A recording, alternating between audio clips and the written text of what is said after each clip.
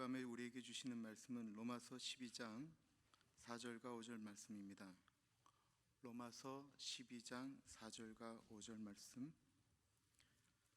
하나님의 말씀을 받들어 봉독할 때에 살아계신 하나님의 음성을 들으시기 바랍니다.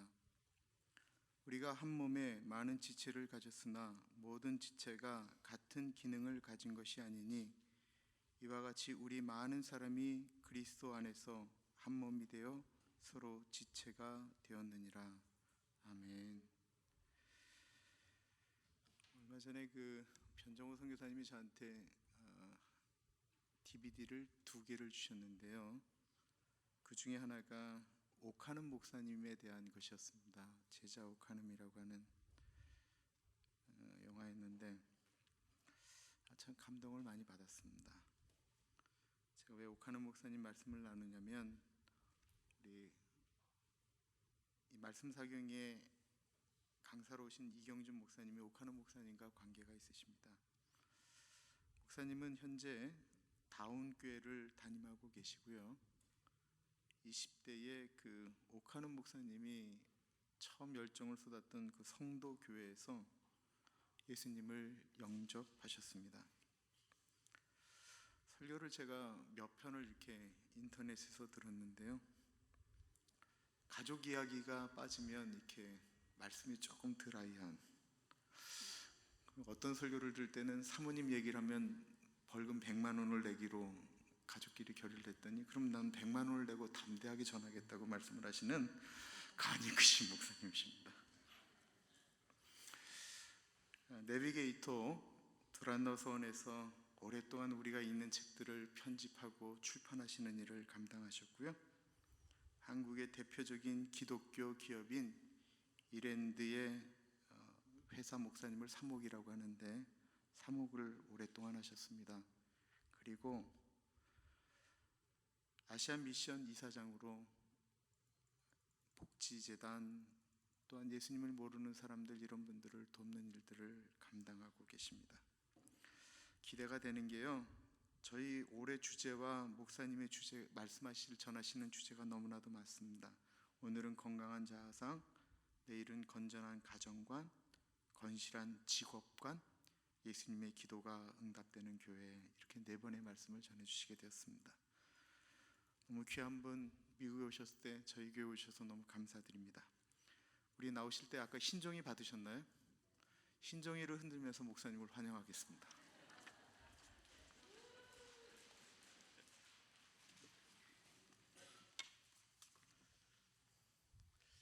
네, 여러분들 뵙게 돼서 반갑습니다.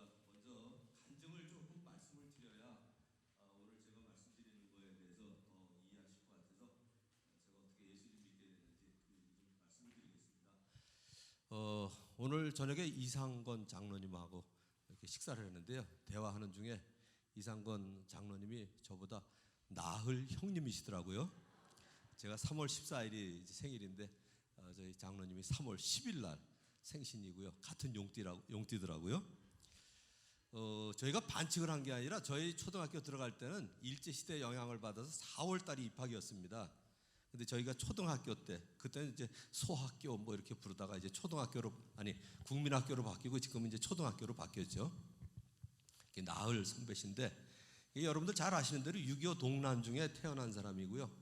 6.25 동란 때 저희 형님 2분하고 누님 1분이 돌아가셨습니다. 그래서 저희 둘째 형님하고 제가 11살 차이지고 저희 큰 형님은 저보다 이제 13살이 많으세요.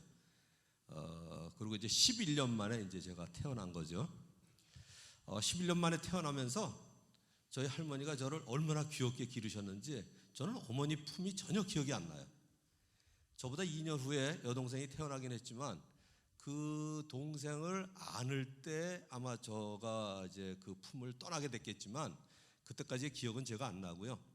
저희 할머니가 11년 만에 태어난 손주가 얼마나 귀여운지 저를 안고 주무셨어요.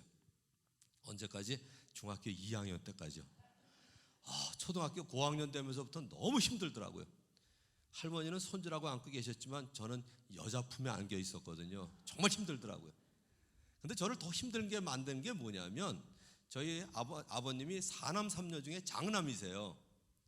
4남 3녀 중에 장남인데 그러니까 당연히 이제 저희 어머니가 맏며느리죠. 여기 어르신들이 많으니까 이제 오늘은 재미있는 질문을 많이 하겠습니다. 그래서 아예 제가 무선 마이크를 갖고 왔어요. 아무튼 일단 내려가서 이제 개인적으로 좀 여쭤보고 그렇게 할게요. 집에서 며느리 중에 몇 번째 며느리가 시어머니한테 욕을 제일 많이 먹을까요? 큰 며느리요? 아니죠. 같이 사는 며느리입니다. 몇 번째하고 관계없어요. 같이 사는 며느리는 반드시 욕을 먹게 돼 있어요. 같이 사는 며느리. 저희 아내가 셋째 며느리인데 저희가 이제 아버님 어머님 계속 모시고 있었거든요. 저희 아버님은 이제 95세에 몇 년 전에 소천하셨고 저희 어머님이 97세신데 정정하세요. 지금도. 근데 저희 어머니가 맏며느리이자 같이 사는 며느리잖아요. 그러니까 저녁마다 그때 이제 옛날에 한옥에는 작은 방에 할머니, 할아버지, 시집안간 고모 그리고 저 이렇게 이제 한 방에 4명이 같이 있었는데 할머니가 저를 안고 매일 저녁 하시는 얘기가 뭐였었냐면 우리 어머니와 세 며느리, 그러니까 4며느리 욕을 하시는 거예요. 할머니 품에 안겨서 엄마에 대한 욕을 듣는 이 손주의 기분을 아세요? 아침에도 두런두런 소리가 나서 깨보면 할머니하고 시집안간 고모하고 우리 엄마 욕을 하고 계시더라고요. 어린 마음에 한 번도 할머니한테 대들어본 적은 없지만 늘 제 마음속에 무슨 생각이 있었냐면 진짜 제 개인적인 생각이에요. 이렇게 말을 하면 안 되지만 생각은 부엌에는 안 들어가는 것들이 왜 우리 엄마 욕을 하는 거야. 이게 제가 중학교 2학년 때까지 안고 있었던 상처예요. 그게 상처예요. 어쨌든 저희 집에서 이제 쭉 자라면서 제 마음속에는 조상 숭배해야 된다, 착하게 살아야 된다, 아주 철저했습니다. 2가지는. 그런데 고등학교에 가서 제 마음속에 갈등이 생겼어요. 여러분도 언젠가는 한 번쯤 하셨을 그런 갈등인데 뭐냐면 내가 왜 사느냐 이 문제 한 번쯤은 고민해 보셨죠, 그죠? 주로 언제부터 시작하나요? 수학 문제가 안 풀릴 때. 내가 왜 이 공부를 해야 되느냐부터 시작해서 마지막 결론이 뭐냐면 내가 왜 사느냐까지 가죠. 그런데 제 마음속에 중학교 2학년 때 본 영화가 있었어요. 우리는 중간고사하고 기말고사를 끝나면 늘 단체로 영화를 보러 갔는데 중학교 2학년 중간고사 보고 간 영화가 빨간 마우라입니다. 신영균 씨가 주인공인 거. 그래서 60년대 영화, 50년대, 60년대 영화는 거의 북한하고 남한하고 싸우는 영화죠. 그래서 북한의 보급로를 차단해야 우리가 이기는데 북한의 보급로인 다리를 격파해야 그래야 이제 우리가 이길 수 있는데 거기만 떴다 그러면 격추를 당하는 거예요. 여지없이.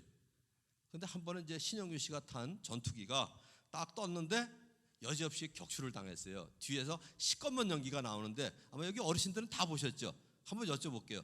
빨간 마우라 안 보신 분? 이렇게 하면 또 꼭 손을 안 드시죠? 손 드는 방법을 제가 개발을 했어요. 보신 분은 오른손, 안 보신 분은 왼손은 드시는 거예요. 그리고 혹시 두 손을 다 안 드시는 분은 제가 개인적으로 여쭤볼게요. 어떤 건지. 보신 분이 오른손이에요. 자, 동시에 하나, 둘, 셋. 그렇죠. 이렇게 하면 이제 다 드셔야죠.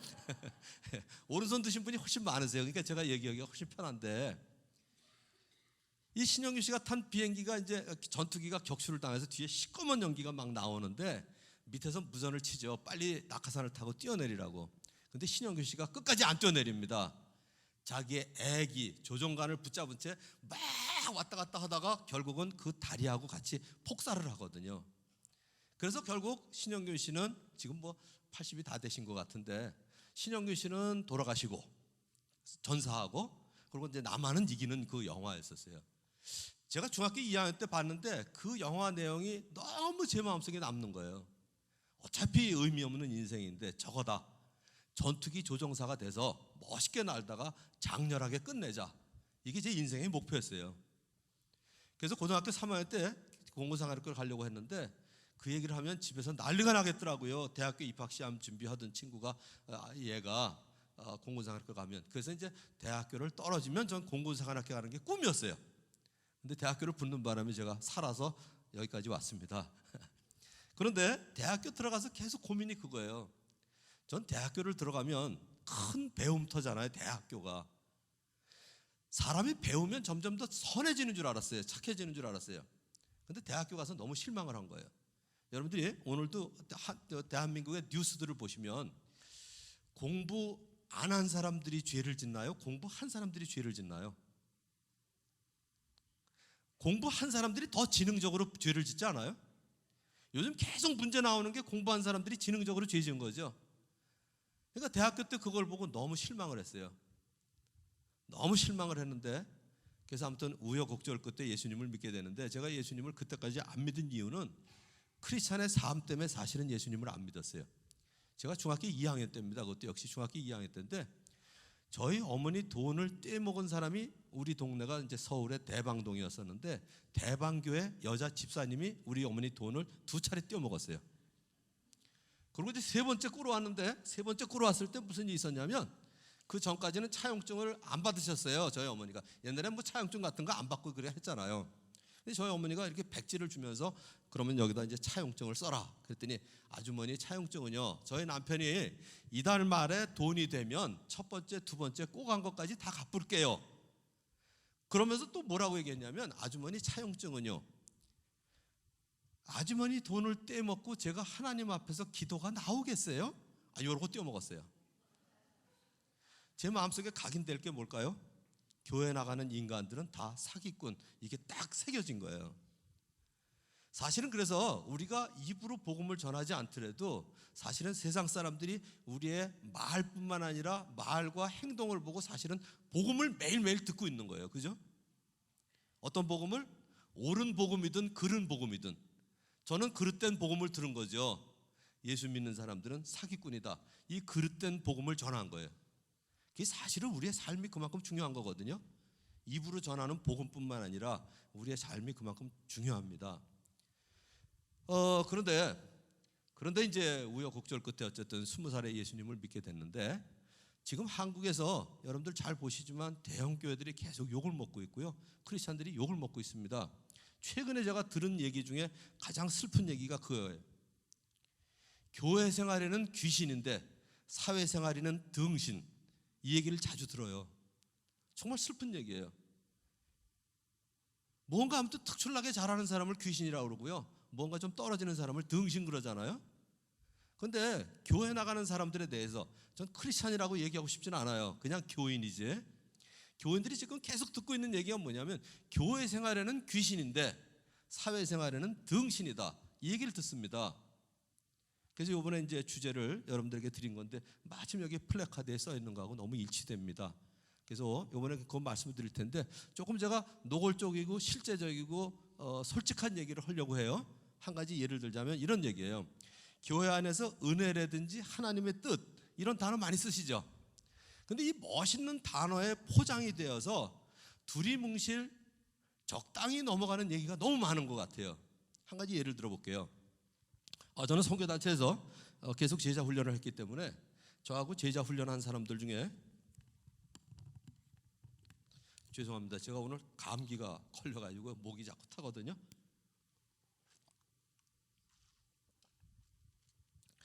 저하고 제자 훈련한 사람 중에 저는 뭐 신학교를 43살에 갔는데, 그 이전에 이제 교회를 개척한 사람들이 있었습니다. 한국에 한 25년 전쯤에 그 열대야라는 게 있어서 밤에 샤워를 하지 않으면 잠을 못 자던 시절이 있었죠. 그래서 제가 저하고 제자 훈련을 했던 사람 중에 목동에 이제 그 교회를 개척한 형제가 있었는데, 목사가 있었는데, 가서 물어봤어요. 이 더운데 어떻게 지내나 물어보려고 갔더니 본당에 에어컨이 있더라고요. 박아무개 목사였었어요. 그래서 그랬죠. 박 목사, 저 에어컨이 어디서 났어? 그랬어요. 그랬더니 뭐라고 얘기했을까요? 하나님이 은혜로 주셨다고 그러더라고요. 어떻게 시원하세요? 답답하세요? 그죠? 답답하시죠? 근데 교회에서 그런 얘기 많이 하세요. 하나님이 은혜로 주셨다고. 그래서 제가 그랬죠. 그럼 하나님이 에어컨을 은혜로 주시지 저주로 주시냐? 제가 그랬어요. 어디서 났어? 그랬더니 그 다음 대답이 뭐냐면, 하나님이 어떤 사람을 통해서 공급해 주셨대요. 시원하세요? 답답하세요? 아직도 답답하세요? 답답하더라고요. 그래서 제가 그랬죠. 그러면 에어컨을 사람을 통해서 공급해 주시지 개가 물어오냐? 제가 그랬어요. 그랬더니 그제서야 자기 교회에 안수 집사님이 있는데 사무실이 2개였대요. 그런데 에어컨이 각각 방에 있었는데 사무실을 하나로 통합하면서 에어컨이 하나 남게 돼서 좋다고 그러더라고요. 이제 시원하시죠? 그러니까 진작에 이렇게 얘기하면 얼마나 좋아요. 그러니까 교회가 여기 두 번째 있는 대로 진정한 공동체가 되려면 자기의 삶을 나누기 전에는, 자기의 마음을 나누기 전에는 전 공동체 안 된다고 봐요. 그래서 이번 사경회 때는 제가 좀 진솔한 얘기를 좀 나누려고 해요. 아까도 이제 말씀하셨는데, 진솔한 나눔은 저의 삶을 나누기 전에는 얘기가 안 됩니다. 그래서 뭐 제가 팔불출이란 뭐 저희 와이프 얘기하는 게 아니고요. 가정에서 있었던 일은 저희 아내하고 있었던 갈등을 얘기해야 얘기가 나오고요. 저희 며느리 얘기를 해야 나오죠. 물론 제가 허락을 다 받고 해요. 이 얘기 하려는데 되냐 그러고, 이번에도 우리 큰 며느리한테 허락을 받고 온 게 있어요. 그랬더니 이제 자기가 글로벌화 되겠네요. 그러고 괜찮다고 허락해줘서 제가 한 가지만 예를 들게요. 저는 결혼하기 전에 애를 낳으면 둘을 낳으려고 했어요. 지혜하고 명철이. 그래서 이름까지 지어놨습니다. 딸 하나 아들 하나, 지혜 명철. 그런데 지혜가 안 나왔어요. 그래서 명철이라고 지었어요. 두 번째도 지혜가 역시 안 나왔어요. 그래서 현철이라고 지었거든요. 그리고 이제 농담 삼아 지혜는 며느리로 얻으면 좋겠다 그랬는데, 정말 저희 첫째 며느리가 지혜예요. 태국 선교사로 나간 박선진 선교사의 딸인데 3살 때 아버지를 따라서 태국에 갔다가 19살 때 한동대 와서 4년을 보내고 서울에 올라와서 3년 직장 생활을 하다가 저희 교회 다니면서 저희 아들하고 이제 결혼을 했거든요. 그래서 지혜와 명철이 만났어요. 자, 3살 때 갔다가 19살 때 왔으니까 한국 문화를 잘 모르지요. 특별히 이제 사자성어 같은 거를 얘기하려면 아주 두려워해요. 한번 이런 일이 있었습니다. 아침 9시에 무슨 날이라 쉬는 날이었습니다. 그래서 아침 9시에 와서 밥 먹어라 그랬어요. 결혼하고 난 다음에. 자, 아침 9시에 와서 밥 먹어라 그러면 결혼하셨나요? 안 하셨나요? 하셨어요? 자, 예? 아, 사모님이세요? 아, 이런. 그 뭐 할 수 없네요. 기왕에 여쭤봤으니. 9시에 와서 밥 먹어라 시댁에서 그럼 대략 몇 시쯤에 가세요? 아, 일찍? 이렇게 추상적으로 하지 말라니까. 아까 얘기했잖아요. 일찍. 답답해요. 몇 시? 대략. 그렇죠. 7시에. 늦어도 7시 반이나 8시까지는 가야죠. 근데 저희 며느리가 9시가 되도록 안 오더라고요. 이게 사실 요즘 자라나는 미국 그 2세나 이제 1.5세들 생각이죠. 근데 한국도 마찬가지예요. 지금 9시에 와서 밥 먹으라 그러면 진짜 9시에 와서 밥 먹어요. 저는 옛날 그 사고가 아직도 있어서 9시에 와서 밥 먹으라 그러면 7시 반이나 8시에는 올 줄 알았어요. 그러니까 이제 제가 불안해가지고 저희 아내를 쳐다보면서 계속 요리를 도왔죠. 열심히 도왔습니다. 싱크대 앞에 서서. 진짜 9시에 오는 거예요. 뭐라고 한마디는 해야 되겠고, 그러나 심한 말은 할 수가 없고, 그래서 제가 그랬죠. 9시에 밥 먹으라고 그러는데 9시에 오는 며느리 너밖에 없겠다 그랬습니다. 근데 무슨 말인지 못 알아듣더라고요. 그래서 이제 밥을 먹다가 제가 또 그랬어요. 오늘은 요리도 내가 했는데 설거지도 내가 할게 그랬어요. 그럼 뭐라고 그러시겠어요? 며느리 기왕에 여쭤봤으니까. 아니에요, 제가 할게요 이래야 되는데, 오늘은 요리도 내가 했는데 설거지도 내가 할게 그랬더니 와우 그러더라고요. 근데 제가 왜 이 말씀을 드리냐면, 저는 그게 너무 좋은 거예요. 이렇게 얘기하면 저렇게 알아듣겠지? 이 문화가 한국 사람들의 문화예요. 이게 아주 사람을 불편하게 만들어요. 쓸데없는 오해. 그래서 이제 뭐 갈라지고 이런 일들이 자꾸 생기잖아요. 저는 그게 좋은 거예요. 이렇게 얘기하면 그냥 이렇게 알아듣고, 저렇게 얘기하면 저렇게 알아들어야지, 이렇게 얘기하면 저렇게 알아듣겠지, 이런 게 너무 싫은 거예요. 저나 저희 아내가. 그래서 그 말을 듣고 상처를 받은 게 아니라, 요새는 제가 저희 아들 둘하고 며느리 둘, 그러니까 4명에게 동시에 문자를 칩니다. 내일은 7시 반에 와서 밥 준비하자 이렇게요. 이러면 되는 거예요. 근데 그거를 밤에 저희 아내하고 이부자리에 앉아서 세상에 9시에 오란다고, 9시에 오는 며느리가 어딨냐, 그 사돈댁이 어떻게 가르친 거냐, 이제 이렇게 나가면 일이 복잡해져요. 그 세대가 그런 거잖아요. 걔들이 뭐 잘못했나요? 한 번은 그랬어요. 저희 아내가 한 요만한 핸드백이 있었습니다. 나이보다 좀 이제 젊은 취향의 사람들이 이제 쓰는 거라, 한번 물어봤어요. 지혜야, 이 핸드백 너 쓸래? 이러고 줬어요. 그럼 한국 며느리인데 내가 어떻게 해야 되나요? 예, 고맙습니다 어머니 그러고 싫더라도 한 2번 갖고 오면 되죠. 근데 저희 며느리는 안 그래요. 지혜야 이거 쓸래? 그랬더니 아니요 그러더라고요. 저희는 너무 좋아요 그게. 왜냐하면 좋지도 않은데 아무튼 좋다고 표현하고 그냥 좋은 척하는 그게 너무 싫거든요. 그러니까 저희는 아무거나 이제 권할 수 있어요. 뭐든지. 왜냐하면 걔는 싫으면 싫다고 얘기하고 좋으면 좋다고 받는 애니까. 그래서 특별히 이 미국 사회에 사시면서 여러분들이 특별히 여러분들의 자녀분들은 이거보다 더 심할 거예요. 그래서 그거에 대해서 왜 내 생각하고 다르냐보다는 그래서 오늘 읽은 말씀이 뭐냐면 우리가 한 몸에 여러 지체를 가졌지만 모든 지체가 같은 기능을 가진 게 아닌 것처럼 같은 사고방식을 가진 게 아니거든요. 그러니까 상대방을 나한테 맞추는 게 쉬울까요? 내가 상대방에게 맞추는 게 쉬울까요? 어떤 게 쉬우신가요? 결혼해 보신 분들 아시잖아요. 여기 2분이 앉아 계시니까 어떻게 사모님한테 맞추시는 게 편해요? 사모님을 변화시키는 게 빨라요? 그렇죠. 훨씬 편하시죠. 제가 묻지도 않은 단어까지 쓰셨어요. 훨씬 편하죠. 그래서 공동체가 할 수 있는 비결은 뭐냐면 저 사람을 나에게 맞추도록 변화시키는 건 어려워요. 그리고 변화시키려고 하면 안 변해요. 끝까지.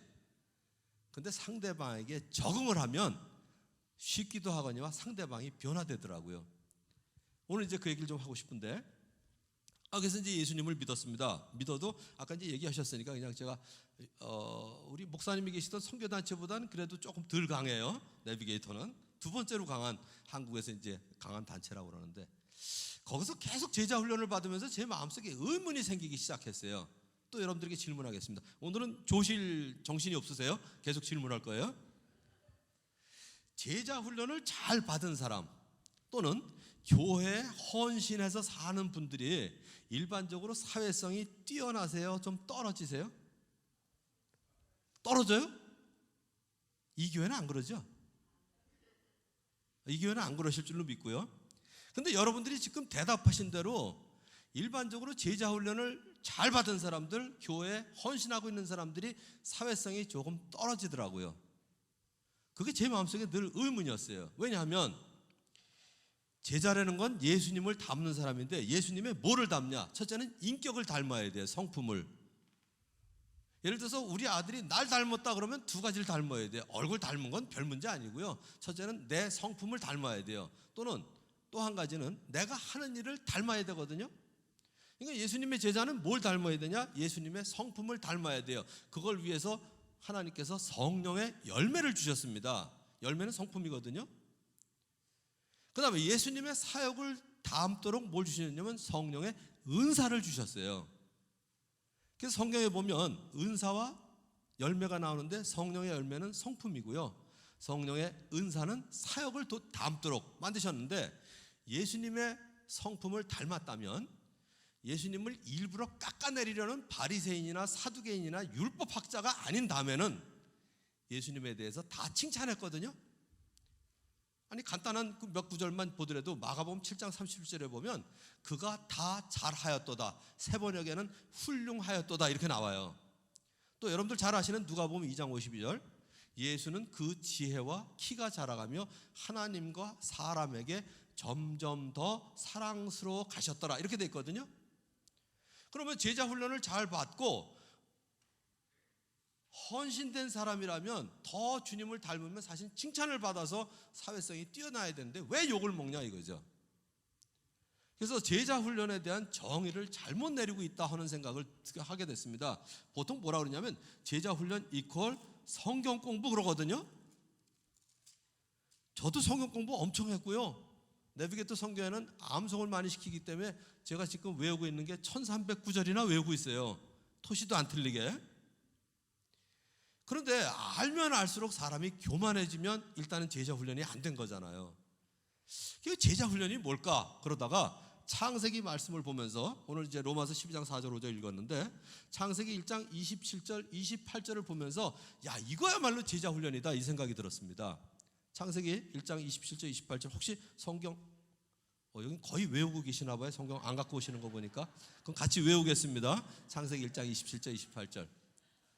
하나님이 자기 형상, 곧 하나님의 형상대로 사람을 이렇게 또 띄워주시네.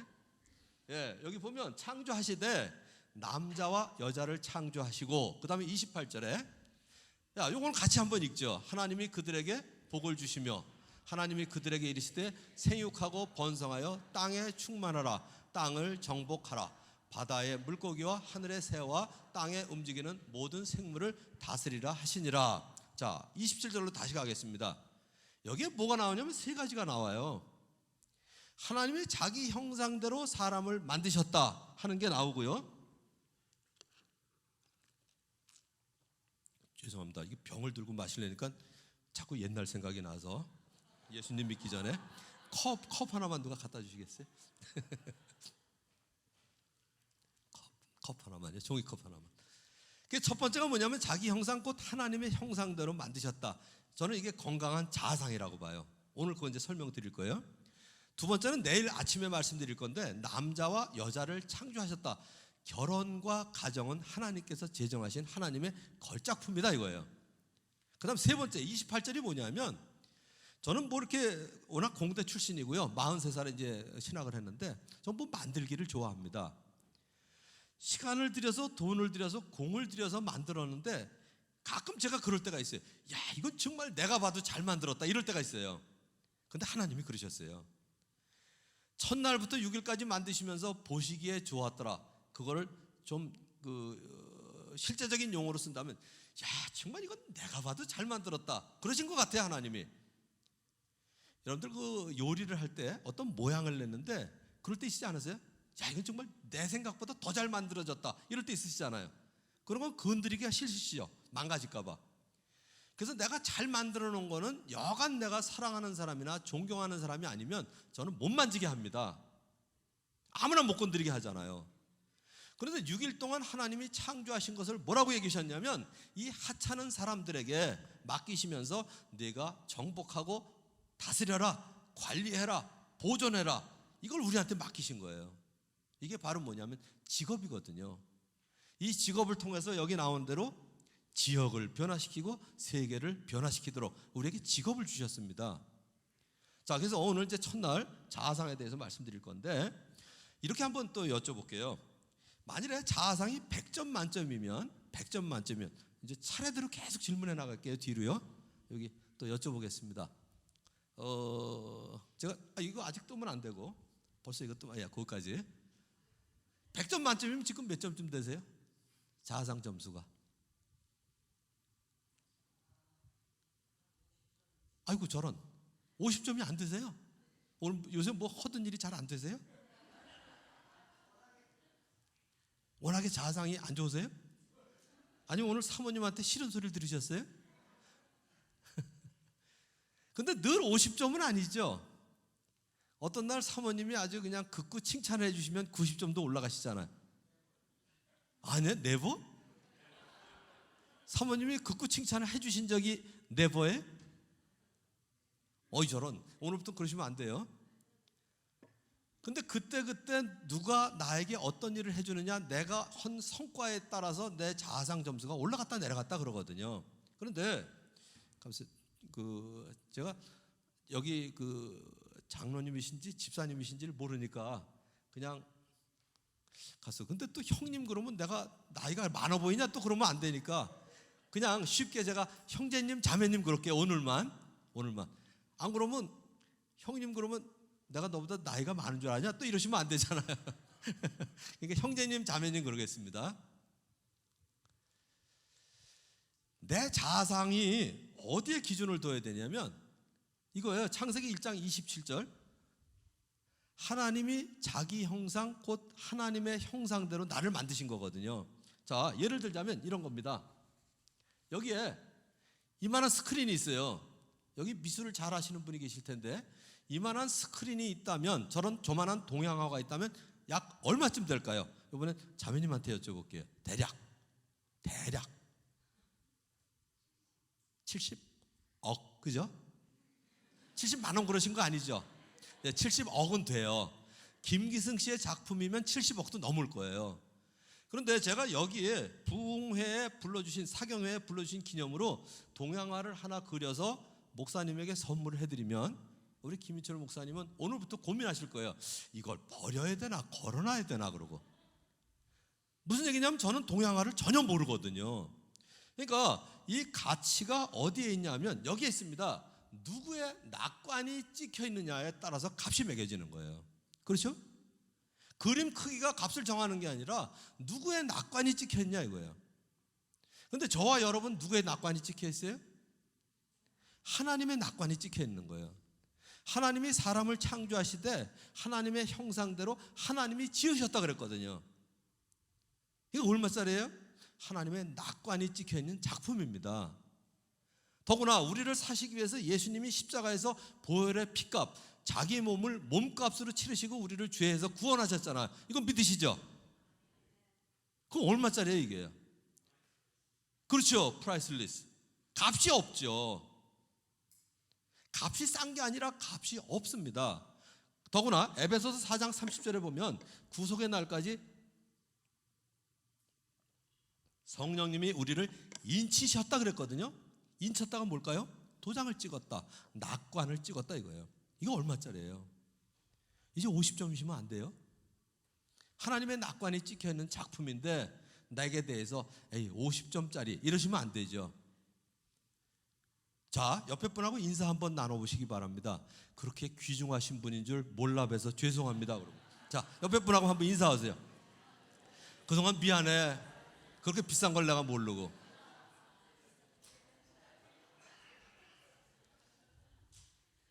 정말 미안해 하셔야 돼요. 그래서 제가 우리 교회에서는 절대로 딴 사람한테 손가락질 하지 말라고 그래요.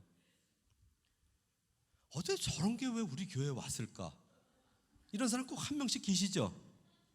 이제 이거 하면 안 돼요. 왜냐하면 그 사람을 손가락질하면 한 손가락이 어디로 가요? 위로 가요. 하나가. 어떻게 저런 걸 만드셨어요? 그리고 하나님이 욕하는 거예요. 이따가 PPT를 보실 텐데 어떻게 PPT를 저 따위로 만들었냐 그러면 PPT 욕인가요? 제 욕이에요. 그러니까 작품을 욕하는 건 누구를 욕하는 거냐? 작가를 욕하는 거죠. 더 중요한 건 하나는 저 사람한테 가고 하나님한테는 하나는 하나님한테 가는데 나머지 세 손가락은 어디로 가요? 그런 너는 얼마나 잘났냐 이게 돼요. 그러니까 이거 하면 절대로 안 돼요. 그랬더니 우리 교회에서는 그래요.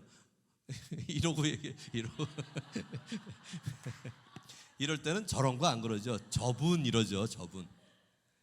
그래서 이제 오늘 이 순간부터는 옆에 분을 정말 귀중한 분인 줄을 제가 몰라 뵈서 죄송합니다. 이런 자세로 보시면 전 세상이 바뀔 것 같아요.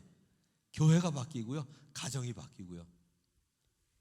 그런데 제발 좀 성경대로 그렇게 살았으면 좋겠는데 제가 왜 창세기 1장 27절 28절을 읽어드렸냐면 죄가 들어오기 전에 하나님이 만드신 인간의 모습을 되찾아주는 게 전 제자훈련이라고 봐요.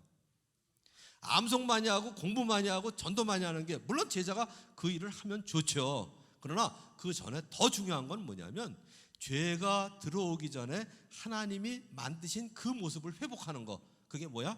첫 번째 자아상입니다. 그래서 저는 제 교회의 목표는 그거예요. 우리 교회에 오시는 교인들은 건강한 자아상을 가지게 해준다. 두 번째 건전한 가정관을 가지게 해준다. 세 번째 건실한 직업관을 가지게 해준다예요. 직업. 교회에서만 열심히 하는 게 아니라 사회에 나가서 지역에 나가서 자기 직업을 무슨 일을 하든지 마음을 다하여 죽게 하듯 하는 거. 그게 제자의 모습이거든요. 그런데 이게 우리 초등학교 때부터 배운 겁니다. 진리는 결국 성경으로 가요. 여기 어르신들은 그 얘기 많이 들으셨죠? 수신, 제가, 치국, 평천하. 수신이 뭘까요? 공부 많이 한 건가요? 전 건강한 자아상이라고 봐요. 제가가 뭘까요? 건전한 가정관을 가지고 사는 거고요. 치국이 뭔가요? 대통령이 되고 장관이 돼서 나라를 다스려야 치국이 아니라 내게 주신 은사, 재능, 힘, 시간, 물질 가지고 이 사회를 변화시키는 이 직업관, 내 직업을 가지고요. 그게 전 진짜 치국이라고 보거든요. 바로 수신, 제가, 치국이 하나님이 원래 인간들을 창조하신 의도하셨던 뜻이더라고요. 그런데 우리는 건강한 자아상을 이렇게 절대적으로 하나님의 낙관이 찍혀있는 하나님의 작품이다 이렇게 알고 있는 게 아니라 항상 우리는 상대적이에요. 비교해가지고 나보다 키가 크네? 그럼 열등감이 생겨요. 나보다 큰 집에 사네? 심지어 나보다 남편이 멋있네? 이 쓸데없는 비교의식까지요. 한 가지 간단한 예를 들어 드릴게요. 나중에 이제 뭐 궁금하시면 내일 아침에 새벽기도 끝나고 이제 식사할 때 제 옆에 있는 저희 아내를 보시면 바로 이제 교보제가 나와요. 예를 들어 드릴게요. 저희 어머니가 97세신데 키가 163cm세요. 옛날 분 치고는 163cm면 큰 키예요. 그래서 바깥에를 안 나가셨대요, 우리 어머니가. 왜 바깥에를 안 나가셨냐면 옛날엔 키가 크면 싱겁다 그러잖아요. 너무 싱겁게 키가 크다고 그럴까봐 웃을까봐 그래서 안 나가셨대요. 근데 이제 중매견으로 저희 아버지하고 결혼하셨는데 처음엔 정신없이 그냥 살다가 애 둘을 낳고 정신을 차려서 보니까 아버지 키가 보이더래요. 저희 아버님이 150이 조금 안 되세요. 근데 우리 할머니가 키가 엄청 작으세요. 그래서 우리 할머니가 키가 작으신데 아버지 대 사남 삼녀가 다 작으세요. 근데 우리 어머니가 제일 큰 거예요, 그 중에서. 그래서 구정 때, 추석 때 아무튼 저희 집에 큰 집이라 모이면 다 고만고만하다 그러면서 우리 어머니가 하신 얘기가 있어요. 어떻게 다 고만고만하냐? 이것도 기분 나쁜데 꼭 덧붙이는 말씀이 있어요. 전부 어떻게 난쟁이 똥자루만하다 그래요. 저희 어머니가 아버님 키 작은 거에 한이 맺히신 분이에요. 그래서 저희 큰 형수, 둘째 형수가 다 165가 넘습니다. 그런데 제가 지금 결혼한 지 33년 됐는데 34년 전에 저의 아내를 데리고, 그러니까 그때는 아내가 아니죠, 결혼할 제 여자친구를 데리고 집에 가서 저희 어머니한테 첫 번째 큰 절을 시켰어요. 우리 여기 어르신한테 또 여쭤볼게요. 지금 며느리 다 보셨죠? 며느리가 될 사람이 와서 처음에 큰 절을 하면 뭐라고 인사하시겠어요? 큰 절을 딱 했습니다. 자, 한마디 하셔야죠.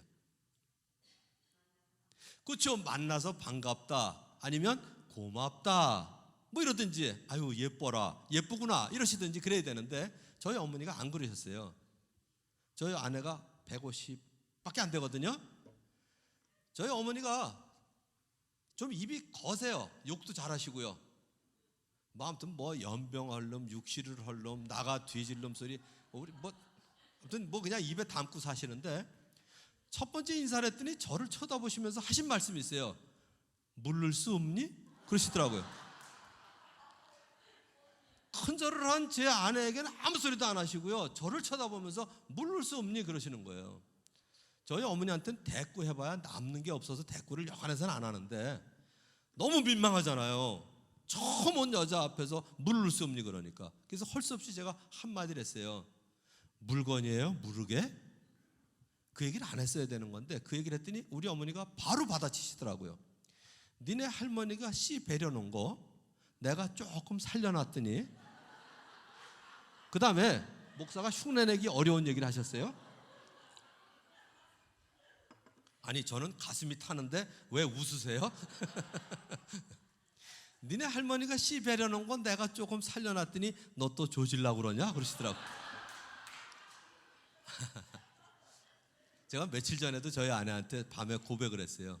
그랬는데도 불구하고 시집 와줘서 고맙다고요. 저희 아내 아무 소리도 안 했어요. 여러분들 그러면 아무 소리도 안 하시겠어요? 그냥 뭐 이렇게 바깥에 나와서 뭐 투정을 부리든지 화를 내든지 저한테 그 얘기 한마디도 안 했어요. 어쨌든 사랑과 믿음으로 결혼했는데 우리 어머니 계속해서 저를 괴롭히셨어요. 결혼하고 첫애를 낳는데 오시기만 하면 애 다리를 주물르시는 거예요. 절대로 얘기를 안 했죠. 얘기하면 바로 또 튀어나오니까. 그랬더니 답답하신지 한마디 하시더라고요. 니네 애는 왜 다리가 짧냐? 그래도 아무 소리를 안 했더니 싱크대 앞에 서 있는 저희 아내를 향해서 한마디 더 하시더라고요. 얘 키 작으면 너 책임져라. 그러고요. 다행히도 고등학교 2학년 때 애들이 다 저보다 커져서 지금 욕먹을 일은 없는데 한번 보세요. 비교해봐야 163cm인 저희 어머니하고 150인 저희 아내하고 키 차이가 얼마큼인가요? 13cm밖에 차이가 없어요. 이거 있으나 없으나 별 차이가 없어요. 사실은요. 33년 같이 살면서 불편한 적 없어요. 오히려 귀엽고 아담해서 좋아요. 높은 데 있는 건 의자 놓고 꺼내면 되고요. 내가 있을 땐 내가 대신 꺼내주면 되지. 그래서 혹시라도 키 작은 거 가지고 열등감 있으셨다면 오늘로 끝내세요. 관계없이 나는 하나님의 낙관이 찍힌 하나님의 작품이다 이거예요. 우리 한번 보세요. 보통 지나가다가 담이 길어요. 울타리가 높아요. 그리고 정원수가 소나무가 그것만 해도 몇십억이 되겠어요. 그럼 우리 지나가면서 뭐라 그러냐? 되게 잘 사네. 그러지 않으세요? 저희 교회에서는 그런 말 했다가 저한테 혼나요. 왜 그러냐면 저는 대학원까지 마치고 캠퍼스에서 복음을 전하기 위해서 저녁에는 가정교사 과외 공부를 시키고 낮에 복음 전했거든요. 돈 벌 일이 있었을까요? 없었을까요? 돈 벌 일이 없죠. 그리고 2학년 때 주님 만나고 헌신해가지고 그런 삶을 사니까. 그런데 저만 졸업하면 집안이 필 걸로 저희 어머니는 기대를 하셨습니다. 그런데 우리 어머니 말씀에 의하면 지랄을 하고 댕기면서 복음을 전하고 댕긴다고요. 돈을 벌 일이 없죠. 제가 처음 믿었어요. 저희 집안에서. 그래서 하나님께서 공급하시는 것을 보여드리려고 집에서 1절 도움을 요청하지 않았거든요. 집에다가. 그래서 처음 시작할 때 82년도에 결혼할 때 250만 원 융자를 내서 처음 방 하나 얻어서 시작을 했어요. 저희 어머니가 오시기만 하면 늘 얘기를 하셨어요. 너는 왜 배울 거 다 배우고 지지리도 못 사냐고요. 나중에 애들 둘 낳아서 유치원 갈 때까지 방 하나에서 살았는데 저희 어머니가 와서 지지리도 못 산다고 얘기할 때마다 제가 어머니한테 대들진 않았어요. 그러나 제 마음속에 그랬어요. 못 살긴 왜 못 살아요? 가난해서 불편할 뿐이지. 가난해서 불편한 거지 그게 못 사는 건가요? 그런 식으로 얘기한다면 우리나라에서 제일 잘 사는 사람이 누군가요? 쉽게 얘기해서 이건희 씨 아닌가요? 이건희 씨 꼭 잘 사시나요? 남의 집안 얘기를 다 할 필요는 없지만 그냥 신문에 나온 거 몇 가지만 얘기하자면 형님하고 소송하고 누님하고 소송하는 게 꼭 잘 사는 건가요? 전 그건 아니라고 봐요. 그래서 큰 집을 지나가면서 볼 때 되게 잘 사네. 그러지 마라 그래요. 와, 집 되게 크네. 울타리 되게 높네. 정원에 있는 정원수만 팔아도 몇십억은 나오겠다. 이거는 괜찮아요. 그게 왜 꼭 잘 사는 거냐 이거죠. 그 생각이 바뀌지 않는 한은 하나님께서 주신 것에 만족하는 삶을 살 수가 없습니다. 여러분들 십계명 다 외우시죠? 그래도 이름이 가나안 교회인데 십계명 정도는 외우시죠? 금방 네 하신 분 누구죠? 손. 예, 제 7계명. 예? 뭐요? 아유 저런 그건 5계명인데 이거 하나 틀리면 2개 틀려요? 자 이제 어디 가시면 이제 가나안 교회 명예를 걸고 십계명을 외울 수 있도록 제가 한번 알려드릴게요. 저 한 번만 따라서 하세요. 1절 나 외에 다른 신을 섬기지 말라. 예, 예수님 외에는 길이 없습니다. 1절 나 외에 다른 신을 섬기지 말라. 2 이상한 우상을 만들거나 절하지 말라. 3가 하나님의 이름을 망령되이 일컫지 말라. 4 사업을 안식일에 하지 말라. 5 오만이 아버지를 공경하라. 6 혈포 있죠. 구멍이 6개인 거. 6혈포로 살인하지 말라. 7 여기는 안 계신데 칠보단장한 여자를 보고 간음하지 말라. 8 팔로 도적질하지 말라. 9 구렁이 담 넘어가듯 거짓 증거하지 말라. 10 10원이라도 탐내지 말라. 이제 다 외우시죠? 자, 아까 하나 틀리셨던 분 8 그죠? 뭐 팔로 간음하지 말라 이러진 않겠죠? 팔로 도적질하지 말라. 구렁이 담 넘어가듯 거짓 증거하지 말라. 이거 3,500년 전에 모세가 하나님으로 받던 골동품이 아니고요. 성경을 가장 잘 요약하고 있는 게 바로 십계명이에요. 지금도 적용해야 돼요. 어머니 아버지를 공경해야 되고요. 간음하지 말아야 되고요. 사실은 이게 우리를 얽어매고 조이는 게 아니라 자유를 위한 거예요. 한번 보세요.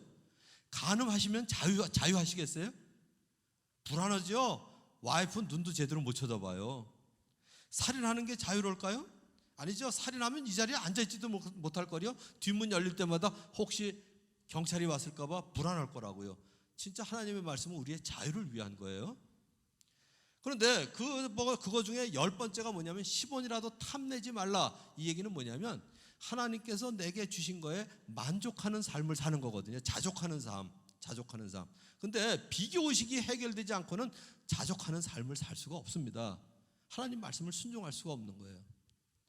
그래서 오늘 중요한 거 하나는 뭐냐면 다른 사람하고 비교할 게 아니라 나는 하나님의 낙관이 찍힌, 예수 그리스도의 피 낙관이 찍힌, 그리고 성령님께서 구속의 날까지 낙관을 찍으신 하나님의 작품이다. 이 사실을 꼭 믿으시기 바랍니다.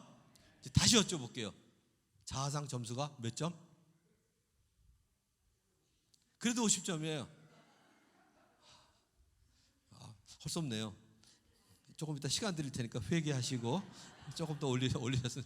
예. 적어도 내일 오실 때는 또 이렇게 집에 가서 저 사모님 구박하지 마시고요. 아, 당신 왜 그래? 잘났는데 왜 그래? 그러고선 꼭 좀 칭찬 좀 많이 해주세요. 예? 네? 예. 그래서 내일은 적어도 90점이 넘을 수 있어요. 딴 거 없어요. 저도 사실은 아내가 칭찬해주는 맛에 살거든요. 한 가지 예를 들자면 제가 목회를 하면서 저희 아내에게 부탁을 했어요. 뭐라고 부탁을 했냐면 내가 설교하거나 강의하고 나면 2가지씩만 코멘트를 해달라고요. 왜냐하면 내 개발을 위해서. 저희 아내가 지금까지 제가 믿음의 생활 43년 했고요. 결혼 생활 33년 하는 동안에 한 번도 제가 강의하거나 설교를 하고 난 다음에 코멘트 한 적이 없어요. 한 번 제가 제 친구 목사한테 얘기했습니다. 내 아내는 코멘트 해달래도 코멘트를 안 한다. 그래서 별로 도움이 안 된다 그랬어요. 그랬더니 그 친구가 얘기를 하더라고요. 자기 아내는 자기가 설교만 하고 내려오면 2가지씩 꼭 코멘트를 한대요. 자기 아내 앞에서는 설교를 하기가 싫대요. 왜냐하면 내려오면 또 무슨 소리를 할까 그래가지고. 저 옆에 계신 분들은 아시겠지만 저희 아내가 저기 앉아있는데 저희 아내는 지금 이 예화를 몇십 번을 들어요. 근데도 마치 처음 듣는 것처럼 웃어요. 그러고 일단 내려가서 오늘 뭐 이렇게 지적할 거 없어 그러면 아니야 오늘 너무 좋았다고 어떤 점에서 은혜 받았다고 꼭 은혜 받은 얘기를 해줘요. 전 저희 아내 앞에서 예화를 들거나 설교하는 게 너무 신이 나는 거예요. 또 내려가면 얼마나 은혜를 받았다고 얘기할까 기대감이 있거든요.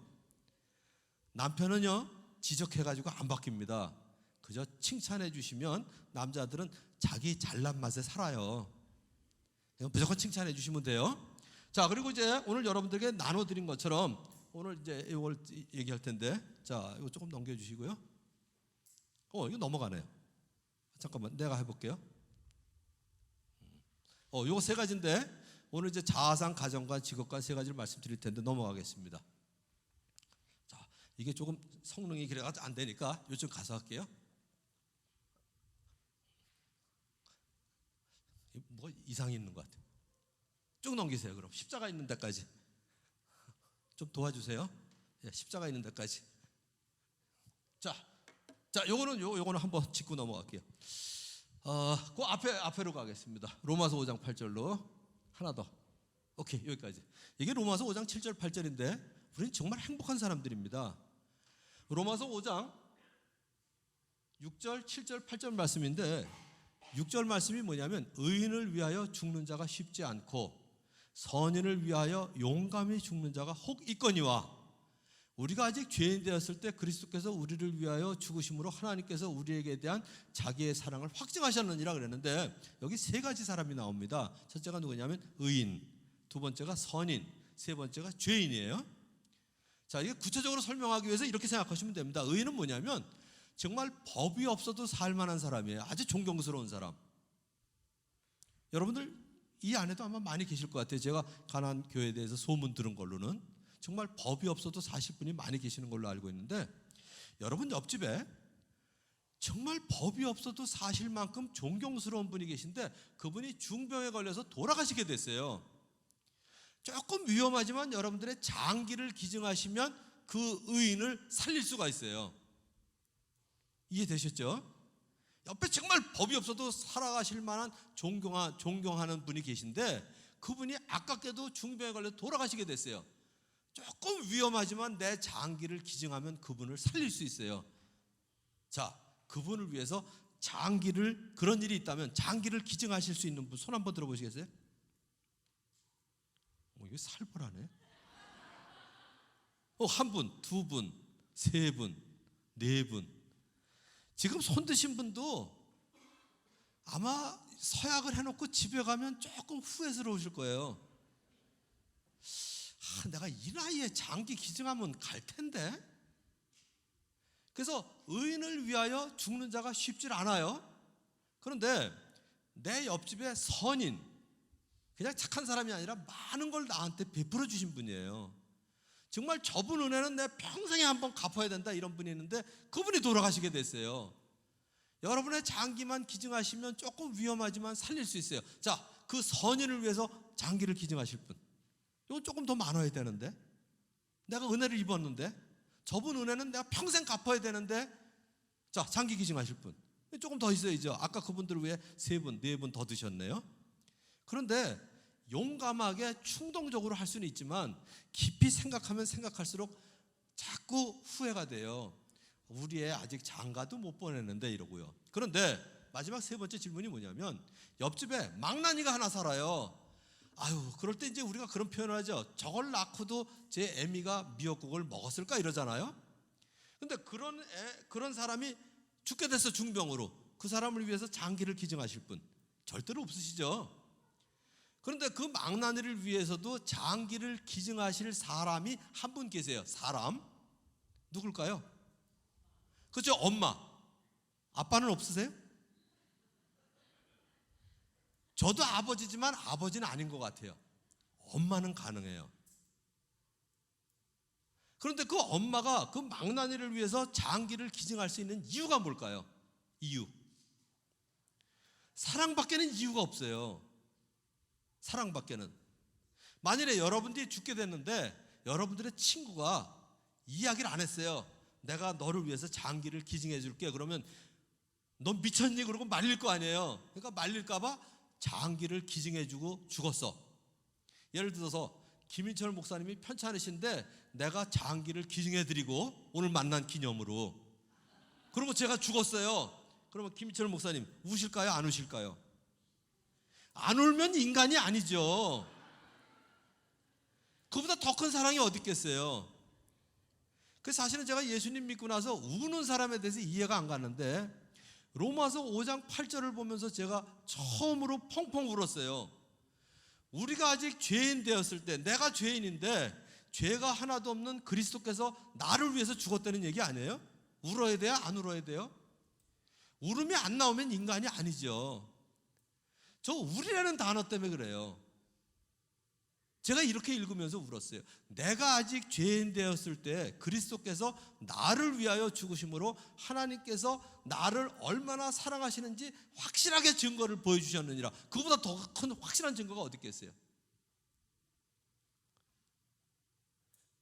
제가 이경준이거든요.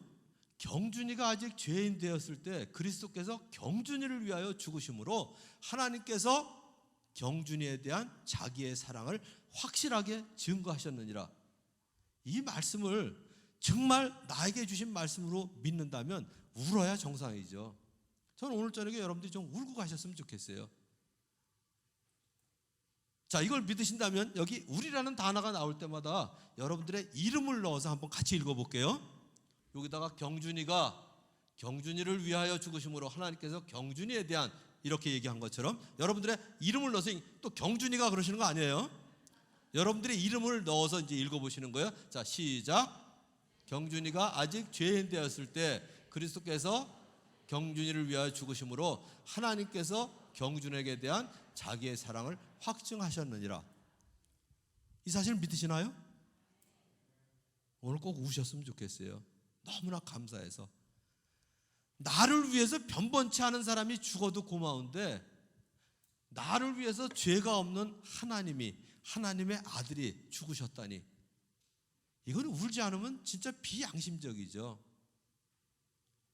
여기서 모든 게 시작됐으면 좋겠어요. 우리의 헌신이나 우리의 희생이나 우리의 섬김이나 우리의 봉사가 이것 때문에 하는 거죠. 저는 사명감 때문은 아닌 것 같아요. 사명감 때문에 하면 오래가지를 못해요. 그러나 하나님의 자비하심 때문에, 그래서 로마서에 보면 사도 바울이 그랬어요. 내가 하나님의 모든 자비하심으로 너희를 권하노니 그랬거든요. 그래서 하나님의 모든 자비하심 때문에 예배 드리시고요, 하나님의 모든 자비하심 때문에 찬양하시고요, 하나님의 모든 자비하심 때문에 헌금하실 수 있고요. 그래서 요한복음에 나오는 신령과 진정으로 예배 드리는 게 뭐냐 하면, 찬양은 노래를 부르는 게 아니죠.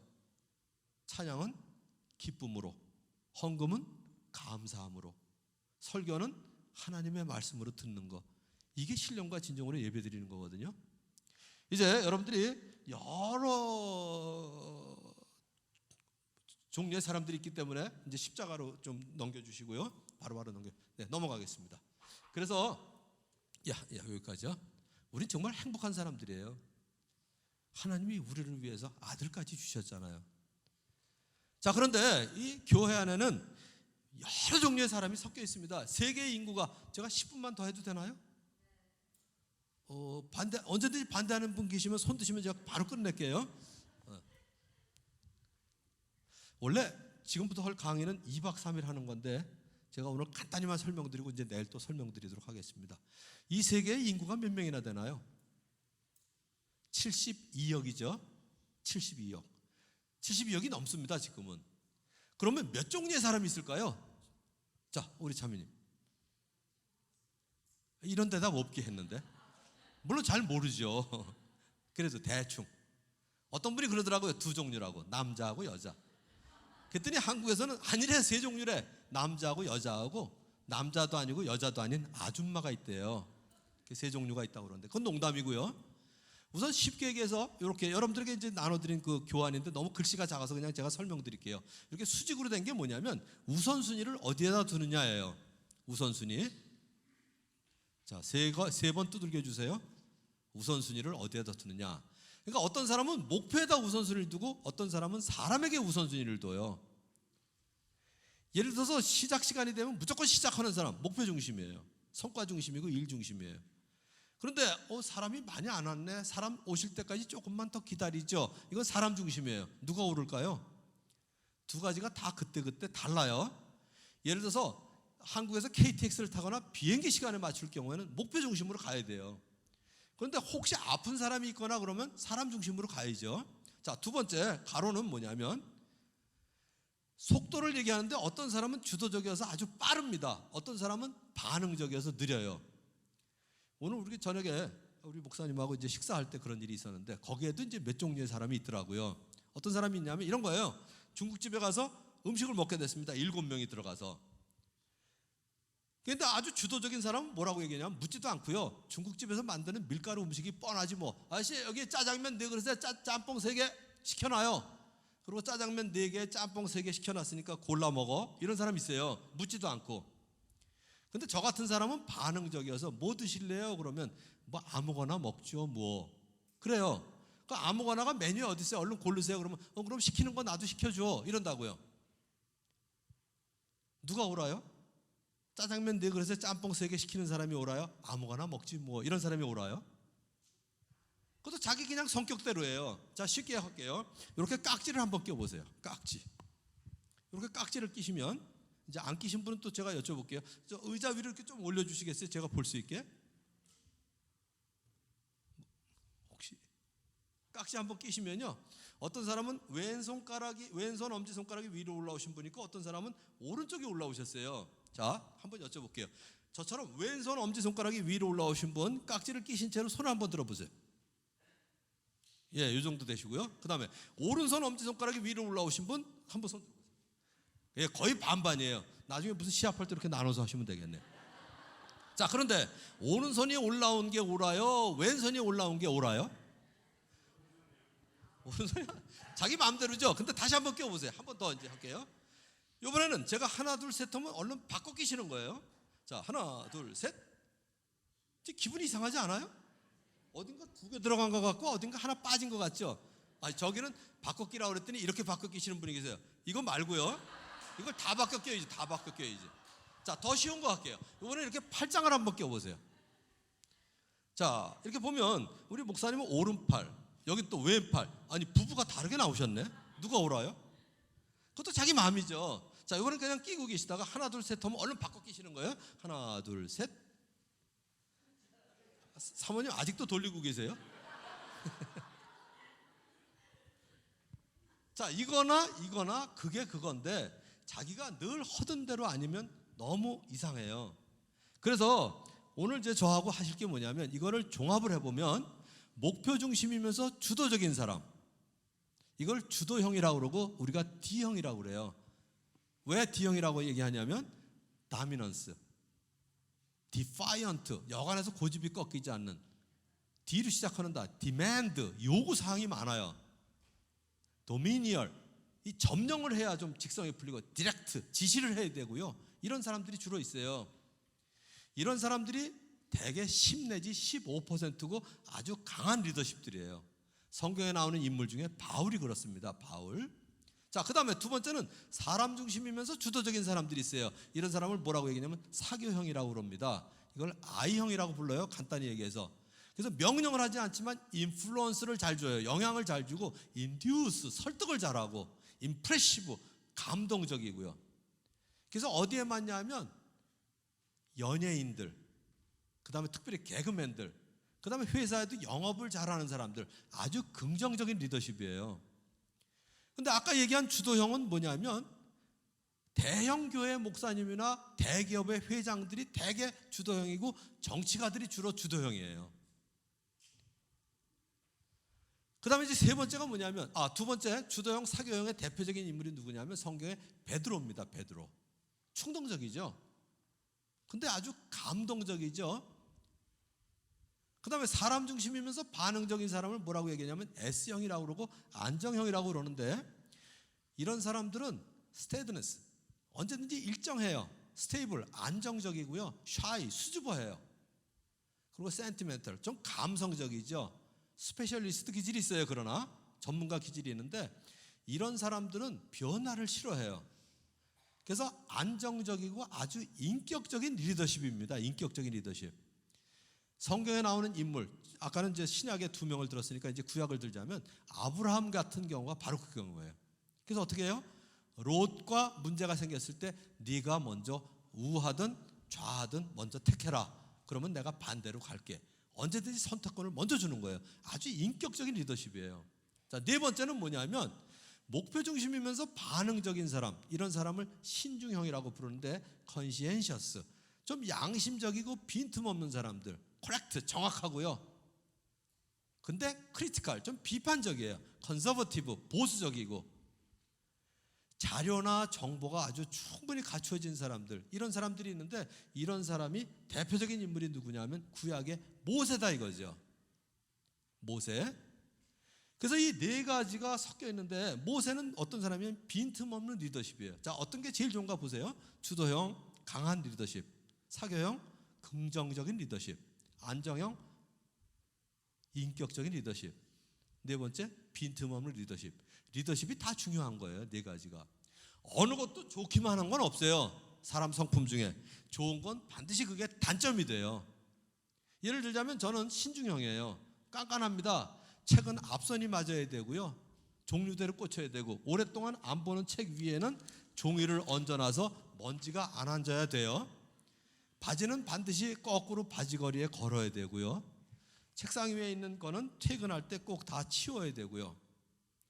그런데 제가 한 가지 착각을 한 게 있습니다. 결혼할 때 여자들은 저보다 더 꼼꼼한 줄 알았어요. 얼마나 반듯하세요, 여자분들이 옷 입은 거나. 근데 어느 날 보니까 저희 아내가 치마를 동그랗게 벗어놨더라고요. 그래서 실수한 줄 알고 걸어줬어요. 그때 그 다음에 보니까 또 동그래. 책상 위에는 늘 7, 8건이 얹혀 있어요. 그래서 책 안 꽂아 그랬더니 본대요. 이걸 다 봐 그랬더니 다 본대요. 저는 저희 아내가 훈련이 안 된 여자인 줄 알았어요. 이거 공부 안 했으면 저 큰일 날 뻔했어요. 그래서 제가 저희 아내를 5년 동안 훈련을 시켰거든요. 저희 아내가 바뀌었을까요? 안 바뀌었을까요? 여러분들 남편이 훈련시키시면 바뀌세요? 안 바뀌세요? 이 여자들이 일반적으로 악질인가 봐. 안 바뀌더라고요. 그런데 제가 30 중반에 이걸 공부하면서 저희 아내가 훈련이 안 된 여자가 아니라 사교형이라는 걸 알았어요. 아주 시원시원하고요, 결단력이 좋고요, 그리고 아주 인간적이에요. 따뜻해요. 근데 약점이 뭘까요? 뒷마무리가 부족해요. 생각이 없는 것처럼 보일 때가 많아요. 그러면 저는 좋을까요? 빈틈없는 대신에 좀 비판적이에요. 상대방에 대해서 좀 긍정적으로 받아들이지 못하고 범사에 감사를 못하고 항상 기뻐하지를 못하는 거예요. 무엇든지 장점은 반드시 단점을 수반해요. 오늘 여기까지만 얘기할게요. 뭘 얘기하냐면, 여러분들이 프라이팬을 사러 갔는데 정말 이렇게 좋은 프라이팬은 처음 봤어요. 단점이 뭘까요? 그렇죠, 비싸죠. 어느 날 프라이팬을 사러 가는데 이렇게 싼 건 또 처음 봤어요. 뭐가 단점일까요? 그죠, 질이 안 좋죠. 딴 거하고 차이가 나죠. 그렇게 써 있어요. 차이 난다고. 메이드 인 차이나 이렇게 써 있죠. 그래서 어떤 거든지 좋기만 한 건 없어요. 장점은 그게 반드시 단점을 수반하게 돼 있어요. 그런데 많은 부부들이 이혼을 하면서 이유가 뭐냐면 성격 차이라고 그래요. 나하고 다른 게 데이트할 때는 좋았는데 같이 살아보니까 너무 불편한 거예요. 사실은 성격 차이가 아니에요. 상대방을 받아들이질 못하는 거죠. 아까 처음에 말씀드린 것처럼 제가 외국에서 선교사의 딸로 16년 동안 살아온 저의 며느리를 받아들여야 되는 것처럼 그 사고방식을 꼭 16년 동안 딴 세계에서 살다 온 사람뿐만 아니라 부부 사이에도 서로에 대해서 용납함이 마음이 없으면 행복한 가정, 아름다운 공동체를 이룰 수 없다 이거죠. 자, 요건 이제 내일 아침에 하기로 하고요. 오늘 여러분들이 이건 해오셔도 되고 안 해오셔도 되는 건데, 여러분들 그 나눠드린 거 가운데 표를 보면 요 다음을 넘어갈게요. 요런 표가 있습니다. 쭉 넘기세요. 예, 거기까지. 그래서 여기를 보시면 요건 해오셔도 되고 안 해오셔도 돼요. 첫 번째 보면 절제하는 강력한 꼼꼼한 표현력이 있는 건데, 그 중에서 나인 거, 가장 나하고 가까운 거 하나만 고르세요. 예를 들자면 저는 절제하는 하고 꼼꼼한 두 개예요. 근데 꼼꼼한보다는 그래도 절제하는 같아요. 자, 2번은 뭐냐면 개척적인, 아니에요. 정확해요. 흥미진진 안 해요. 여간해서 만족을 못합니다. 그래서 정확한 에다 동그라미를 쳤어요. 이해되시죠? 그러면 위로 올라가요. 위로 올라가면 여기는 A고 여기는 B잖아요. 그러면 옆 페이지로 넘기세요. 옆 페이지로 가서 아까 뭐라 그랬냐면 첫 번째 게 A고, 예, 나오세요. 첫 번째 게 A고, A, 두 번째 게 B였죠. 이렇게 옆으로 옮기시는 거예요. 그 다음에 이 밑으로 쭉 세시는 거예요. 주도형이 전부 몇 개인가. A, B, C, D 관계없어요. 그냥 이 라인에 있는 게 몇 개인가, I형에 있는 게 몇 개인가, 안정형이 몇 개인가, 신중형이 몇 개인가를 쓰신 다음에 요 밑에 1번, 2번 돼 있죠. 1번에다가 저는 C가 제일 많아요. 그러면 1번 신중형, 2번 안정형, 이렇게 써오시면 되는 거예요. 그렇게 써오시면 이제 내일 아침 강의를 들으실 때 훨씬 더 풍성하게 들으실 수 있고요. 안 해오시면 뭐 할 수 없고요. 그래서 여기까지만 이제 과제를 드리고 오늘은 마치도록 할 텐데, 오늘 꼭 기억하실 거 뭘까요? 내가 아직 죄인 되었을 때 그리스도께서 나를 위하여 죽으셨다. 그 정도로 하나님이 나를 사랑하셨다. 더구나 나는 하나님의 낙관이 찍히고 예수 그리스도의 보혈이 찍힌, 그리고 성령님이 인치신 낙관을 찍은 하나님의 작품이다. 하나님 감사합니다. 꼭 감사하고 주무시는 귀한 밤이 되길 바랍니다. 기도하겠습니다. 하나님 아버지, 감사합니다. 저희들을 지으실 때 그저 공장에서 찍어내신 것이 아니라 우리 한 사람 한 사람을 인격체로 주님의 형상을 담도록 만들어주신 것 정말 감사합니다. 그러나 죄로 말미암아 타락했던 저희들을 구원하시기 위해서 그 아들, 하나밖에 없는 아들 그리스도를 이 땅에 보내주시고 죄인인 나를 구원하시기 위해서 십자가에 달려 돌아가게 하시니 감사합니다. 그토록 우리를 사랑해 주시니 감사합니다. 그뿐만 아니라 죽은 자 가운데서 부활하셔서 우리에게 산 소망이 되시고 산 믿음이 되신 아버지 하나님, 예수님을 우리에게 보내주신 것 정말 감사합니다. 하나님의 사랑을 감사합니다. 이 저녁에 우리의 낮아졌던, 비교의식 때문에 낮아졌던 자아상 점수가 높아지게 도와주시고, 할 수만 있으면 이 밤에 정말 하나님의 낙관이 찍힌 나는 정말 100점이다 하는 그 자아상을 가지고 감사함으로 기쁨으로 잠들 수 있는 귀한 저녁이 되도록 축복해 주시옵소서. 예수님의 이름으로 기도하옵나이다. 아멘.